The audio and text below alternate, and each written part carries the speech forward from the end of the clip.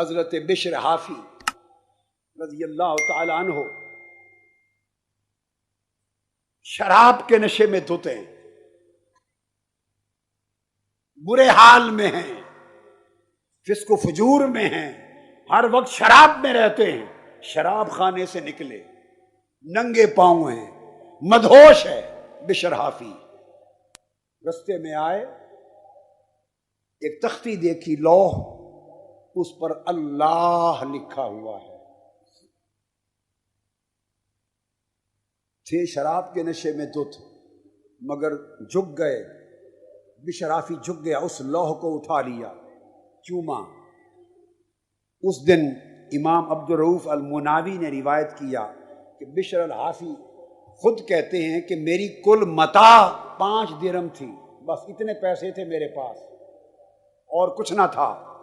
ان 5 درہموں میں سے 4 درہموں کی بازار سے جا کے خوشبو لے آئے، کستوری خریدی، کل 5 درہم پاس تھے، گھر کی کل متاع، 4 درہم کی خوشبو خریدی اور گلاب کا عرق خریدا، اللہ کے نام پر کو گلاب کے عرق سے اس پوری کی پوری لو کو دھویا، پھر اس پر کستوری لگائی اور لگا کر چوم کر خوشبودار بنا کر اوپر ایک بابرکت مقام پہ عزت کے ساتھ رکھ دیا۔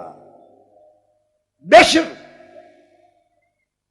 جو شراب کے نشے میں دھت تھا، اس ایک عمل پر رات سویا، اللہ رب العزت کی زیارت ہوئی، اللہ کی زیارت ہوئی، اس میں الہی کی ایک ادب اور تکریم سے بند نصیب کا دروازہ کھل گیا، اللہ کا دیدار ہوا۔ اللہ نے فرمایا، اے بشر، تو نے میرے نام کی عزت کی، میں تیرے نام کو دنیا میں باعزت بنا دوں گا۔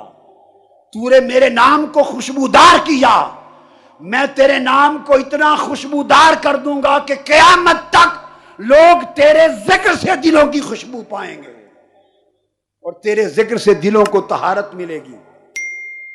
اس ایک رات کے دیدار سے بشر حافی اٹھ کر تائب ہو گئے، زندگی کے احوال بدل گئے، زہد کی زندگی نصیب ہو گئی، قائم اللیل ہو گئے، تا دم وفات پھر جوتا نہیں پہنا۔ وہ کہتے کہ مجھے جب توبہ نصیب ہوئی تھی میں ننگے پاؤں تھا، مرتے دم تک حالت توبہ کی طرح ننگے پاؤں رہنا چاہتا ہوں۔ ساری زندگی پھر بشر حافی کا وہ مقام ہوا کہ بغداد کی گلیوں میں ننگے پاؤں چلتے، شہر بغداد کے جانور گلی میں گوبر نہیں کرتے تھے کہ بشر الحافی ننگے پاؤں چلتا ہے، کہیں غلاظت اس کے پاؤں کو نہ لگ جائے۔ جس رات بشر الحافی کی وفات ہوئی، صبح ایک اللہ کے بندے نے دیکھا گلی میں گوبر تھا، اس نے انا للہ و انا الیہ راجعون پڑھ کے چیخا، لگتا ہے کہ بشر حافی کی وفات ہو گئی۔ جب تک زندہ تھا شہر بغداد کے جانور ادب کرتے تھے، گوبر نہ کرتے تھے۔ کہاں وہ زندگی شراب کے نشے میں مدہوش، اور کہاں ایک توبہ کے بعد وہ مقام کہ عمر بھر فقر اور فاقہ میں کاٹی، کئی دن نہ کھاتے تھے نہ پیتے تھے اور رب کے عشق میں مدہوش رہتے تھے۔ جب ان کی وفات ہو گئی اور امام احمد بن حنبل کی بھی وفات ہو گئی، تو خواب میں امام ابن خزیمہ روایت کرتے ہیں کہ کسی نے امام احمد بن حنبل کو دیکھا اور پوچھا کہ اے امام احمد بن حنبل، آپ کے ساتھ اللہ نے کیا معاملہ کیا؟ یہ امام ابن خزیمہ کی روایت ہے۔ کیا معاملہ کیا؟ فرماتے ہیں غفر علی، کہ اللہ پاک نے مجھے معاف کر دیا، وَأَلْبَسَنِي نَعْلَيْنِ مِنْ ذَهَبٍ، اور سونے کے جوتے پہنائے، اور فرمایا احمد بن حنبل یہ جنت میں جہاں تک چاہو تمہیں دے دی، اس لیے کہ تو نے میری خاطر تکلیفیں برداشت کی تھی۔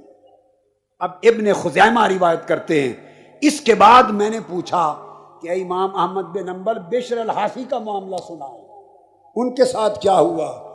کہنے لگے بخن بخن، واہ واہ، بشر الحافی